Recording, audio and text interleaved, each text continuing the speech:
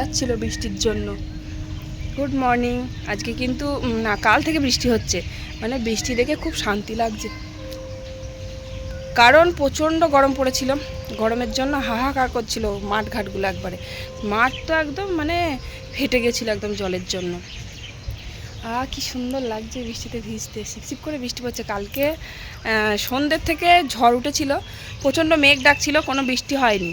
তারপর মানে রাত থেকে হয়েছে মনে হয় বৃষ্টি, খুব বৃষ্টি হয়েছে রাত্রেবেলা। আর এখন একটু শিপশিপ করে পড়ছে। আজকে খিচুড়ি খাবার দিন, দেখি গিয়ে বলি গা নিচে যে খিচুড়ি খাবে নাকি কেউ, তাহলে খিচুড়ি করবো। এই যে ইনি আবার খিচুড়ি ভালোবাসেন, এর জন্য আবার ভাত করতে হবে। ভাত তো করবোই, সকালে জলখাবারে তো আর খিচুড়ি খাওয়া হবে না, ভাতই করবো। সকালবেলা ভাত করবো, তখন রেখে দেবো, দুপুরবেলা খেয়ে নিস।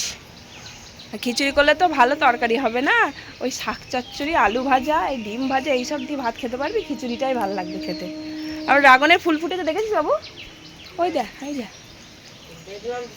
ছোটগুলো দেখেছিস পাশে, এখানে বেরিয়ে যাবার ছোট্ট ছোট্ট, এই যে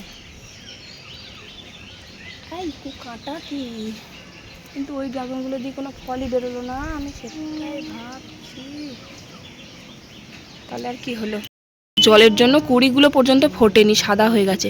এখানে দেখো বৃষ্টি হয়েছে কালকে, আবার কুড়িগুলো ফুটছে, দেখো কি সুন্দর লাগে দেখতে। কালকে আমার বর রাত্রেবেলা এসে জল দিয়েছে, বিকেলবেলা আমি আসার সময় পাইনি কালকে। বৃষ্টি পেলে গাছগুলো খুব শান্তি পায় সত্যি করে, যতই জল দিই না কেন, বৃষ্টির জলে ইয়েই আলাদা। কত বড় হয়ে গেছে গাছটা, পেয়ারা গাছটা।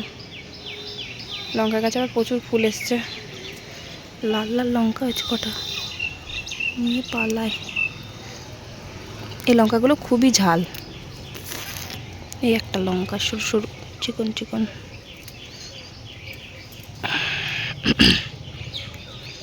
আমাদের মাঠেতে লঙ্কা গাছ লাগিয়েছিল, সেখানেও কিন্তু প্রচুর লঙ্কা আছে। লঙ্কা কিন্তু এখন কিনে খেতে হচ্ছে না, লঙ্কা মাঠ থেকে তুলে নিয়ে আসছে, প্রচুর লঙ্কা।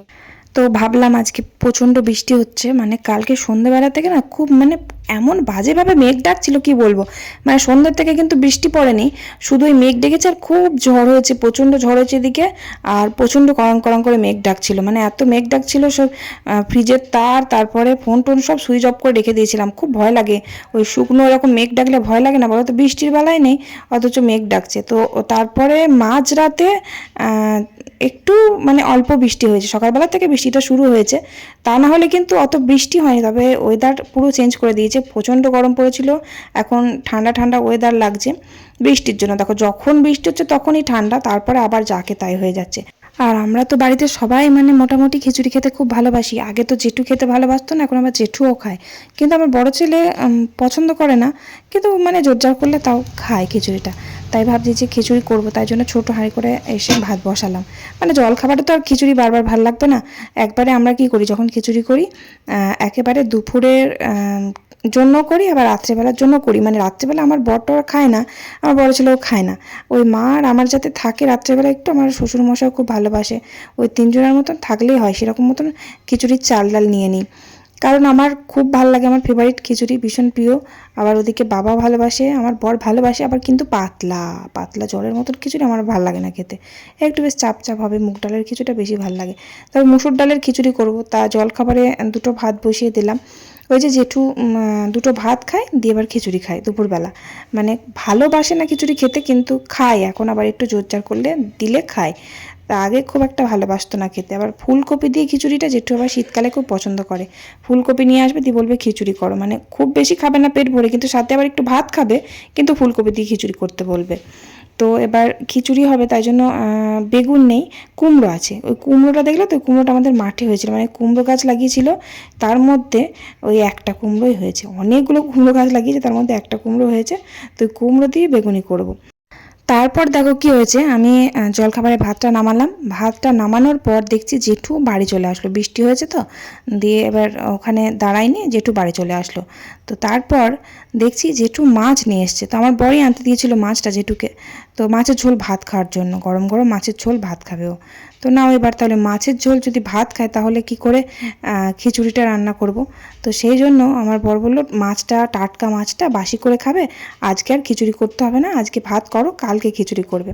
তো খিচুড়ি ক্যান্সেল হয়ে গেল, ভাত হবে। দেখো একবারে যদি প্রথমেই বলতো তাহলে আমি একেবারে বড় হাঁড়ি করে ভাতটা বসিয়ে দিতাম, তাহলে আমার হয়ে যেত। আবার আমাকে লাস্টে ভাত বসাতে হবে, ছোটো হাঁড়ি করে যেহেতু ভাত বসিয়েছিলাম।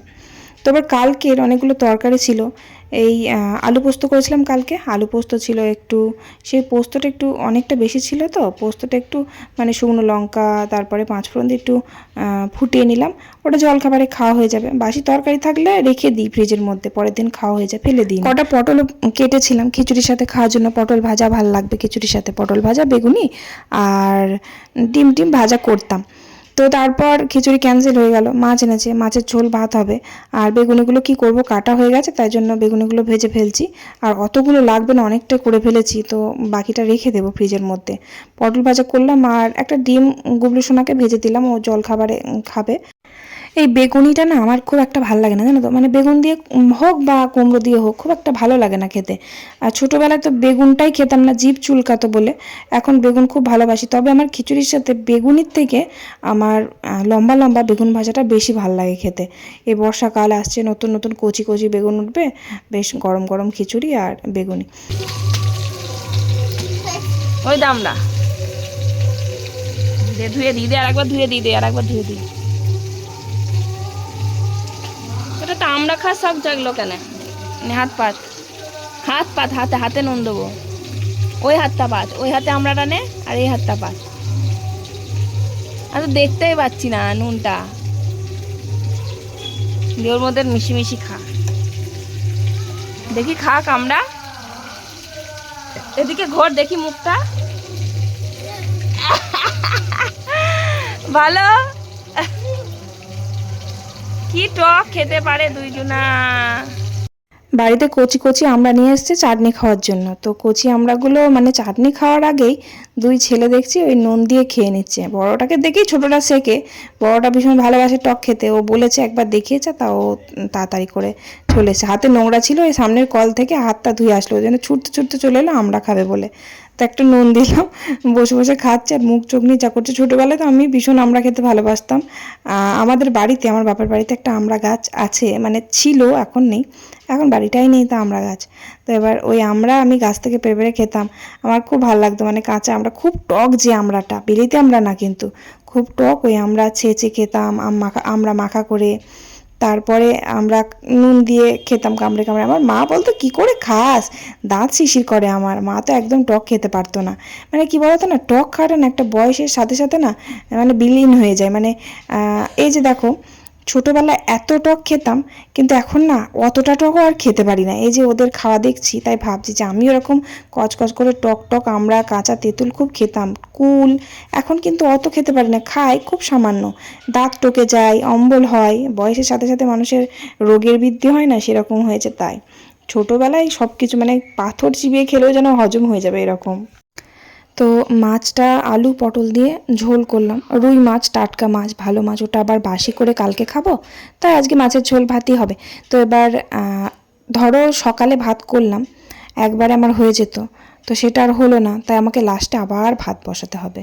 তো তবে কিন্তু আমার যতই গরম পড়ুক না কেন, বা গরমকাল হোক বা শীতকাল, আমার কিন্তু গরম গরম ভাত খেতে খুব ভালো লাগে, বেশ ধোঁয়া ওটা ভাত হবে। মানে দুই বেলায় যে ভাত খাই, দুই বেলায় যদি ধোঁয়া ওটা ভাত হয় খুব ভালো লাগে সত্যি করে, খুব তৃপ্তি করে খাই। এই দুপুরবেলা ভাত, ধরো সকালবেলা আমি ভাত করে নিই, দুপুরবেলা ভাত অতটাও গরম থাকে না, তবে ঠান্ডাও হয়ে যায় না। তবে যে গরম গরম খাওয়ার মজাই কিন্তু আলাদা, আমার খুব ভালো লাগে। অনেকে গরমে গরম ভাত খেতে পারে না, আমিও খেতে পারি না গরম ভাত। মানে যখন ওই জল খাবারে ভাতটা খাই উনুনে রান্না টান্না করে গিয়ে, তখন খুব গরম ভাত খাওয়ার থেকে ওই পান্তা ভাত খেতে ভালো লাগে। কিন্তু মানে তরকারি টরকারি থাকলে, ধরো আলু সিদ্ধ দিয়ে ভাত ভাল লাগে না খেতে গরম গরম, তার থেকে পান্তা ভাত খাওয়া ভালো। এরকম তরকারি টরকারি থাকলে গরম গরম ভাত খেতে খুব ভালো লাগে আমার। তো এবার যাই হোক, তো আমরা দিয়ে একটু চাটনি করলাম, আমরা চাটনি একটু চিনি দিয়ে, আর মাছের ঝোল করলাম, আর একটু ডাল করেছিলাম গুবলু সোনার জন্য। আর তারপর লাস্টে ভাতটা বসিয়ে দিলাম, চালটা ধুয়ে দিলাম। তারপর চলে আসলাম ছাদে, ভাতে চাল ধুয়ে দিয়ে ছাদে চলে আসলাম। কড়াইটা মেজে নিয়েছি, কড়াই বাসন যা ছিল সব ধুয়ে নিয়েছি, শুধু ভাতটা হওয়া বাকি, ভাতটা হয়ে গেলেই হয়ে যাবে আমার। তো তারপর ছাদে এলাম, আর ওই যে জেঠিমার বাড়ি গিয়েছিলাম না, বোনের বাড়ি, ওখান থেকে কয়েকটা গাছের ডাল নিয়ে এসেছি, ওই যে কী গাছ বলে, নামটা মনে করতে পারছি না আমি। এই যে তোমরা হয়তো চেনো হয়তো, এই ডালগুলো বসালেই কিন্তু গাছগুলো হয়ে যায়। তো বোনের বাড়িতে আছে, দেখালাম না যখন ভিডিও করেছিলাম, বোন কেটে কেটে দিচ্ছিল তখন। এবার ওই গাছগুলো না, ফুলগুলো নানা রকমের কালার হয়, গোলাপি, তারপর অনেক রকমের কালার হয়, হলুদও নাকি হয়। তো এবার আমার বোনকে বলেছিলাম যে ওই ডাল দুটো দিবি, আমি বাড়িতে লাগাবো। আমার বাড়িতে ছিল, তো এবার মরে গিয়েছিলো, আমি ফেলে দিয়েছিলাম। তো ওই ডাল কিন্তু লাগালেই প্রচুর গাছ হয়, প্রচুর। তো তার জন্য আমি কটা নিয়ে এসেছিলাম, ও কেটে দিয়েছে। তো কালকে তো বসানো হয়নি, তো আজকে বসিয়ে দিলাম। কেটে কেটে ছোট্ট ছোট্ট করে কাঁচি দিয়ে কেটে দুটো টবে সাজিয়ে সাজিয়ে বসিয়ে দিলাম। দেখি কি হয়। নানা রকমের ফুল আমি কিন্তু সব আলাদা আলাদা করে নিইনি, সব এক জায়গায় ছিল, সব কেটে এক জায়গাতেই বসিয়ে দিলাম। খুব ভালো লাগে দেখতে ফুলগুলো। তারপর জানো তো, গাছগুলো বসাতে বসাতে আমার আর খেয়াল ছিল না যে ভাত বসানো রয়েছে।